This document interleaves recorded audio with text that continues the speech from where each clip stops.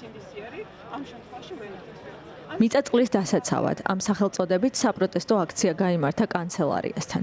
აქციის მონაწილეების მოთხოვნაა გასაჯაროვდეს მთავრობასა და კომპანია Eagle Hills შორის გაფორმებული ხელშეკრულება, რომელიც კომერციული საიდუმლოებაა. მოქალაქეებს, რომლებიც მთავრობის ადმინისტრაციასთან მივიდნენ, აქვთ კონკრეტული კითხვები და მოთხოვნები. აქ არის ეკონომიკური პრობლემები, ჩვენ არ ვიცით რა ეკონომიკურ შედეგებს გამოიღებს ეს. აქ არის სოციალური პრობლემები, იმიტომ რომ ფაქტობრივად იქნება მდიდრების დასახლება, რომელიც კიდევ უფრო გააღრმავებს იმ სოციალური უთანასწორობის უფსკრულს, რაც არსებობს ქვეყანაში. აქ არის თავკომბალა ქალაქების, როგორც არის თბილისი და ბათუმი, კიდევ უფრო გაზრდის და მასში კიდევ უფრო მეტი მოსახლეობის მოზიდვის, რაც ასევე ასიმეტრიას გამოიწვევს. მხოლოდ ნაწილია თან ეს პრობლემების, ხო? არის ინფრასტრუქტურის პრობლემები, არის დანახარჯების პრობლემა, იმიტომ რომ ამხელა დასახლებას სჭირდება გარკვეული ინფრასტრუქტურა, ხო? ამ იზოლაციის პირობებში ამ რეჟიმს ცოტა გაუჭირდა რესურსების მობილიზება, ამიტომ ამ რეპრესიული მექანიზმის შენარჩუნებისთვის მას სჭირდება დამატებითი ფინანსები, ამიტომ თანახმა უკვე ნებისმიერი ტიპის ქვეყნისთვის საზიანო გარიგებებზე წავიდეს სხვადასხვა ტიპის კომპანიებთან და ზუსტად ესეთი ტიპის საქმე ესეთან გვაქვს საქმე, როდესაც უკვე უზარმაზარი ტერიტორიები ფაქტობრივად სიღნაღის ხელა მარტო ერთი ლოკაციის სიღნაღის ხელა ტერიტორიის განაშენება ხდება. მე გაურკვეველია, პრინციპში თქვენ ახლა 70% სხვებზე უნდა გაიყიდოსო და ერთი მაინტერესებს 10 წლის წინ რო ლაპარაკობდნენ რომ მიწა მარტო ქართველებს და ასე შემდეგ. ეს პრინციპი საწავიდა. ანუ ფაქტობრივად ეს ამ ადამიანების სულ ერთია, ეს ეროვნული ინტერესები, მათ თავარი ძალაუფლება შეინარჩუნონ და 70 წელია ეს კრწანის სისწყე პარკი არის მნიშვნელოვანი საზიარო და სარეკრეაციო სივრცე მინიმუმ 2 ქალაქის მოსახლეობისთვის, რუსთავისთვის და თბილისისთვის.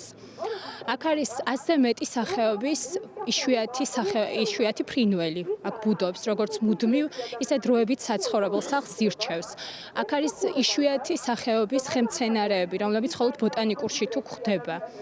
ამასთან ერთად ეს ამ ადგილის ჩაბეტონება გამოიწვევს არა მარტო გაუარესებს იმ ეკოლოგიურ მდგომარეობას, რაც ამ ორ ურბანულ სივრცეში გვხვდება თბილისში და რუსთავში, არამედ დამატებით გაუარესებს იმ მნიშვნელოვან სარეკრეაციო საზიარო გამოცდილებას, უბრალოდ აღმოფხვის მთლიანად.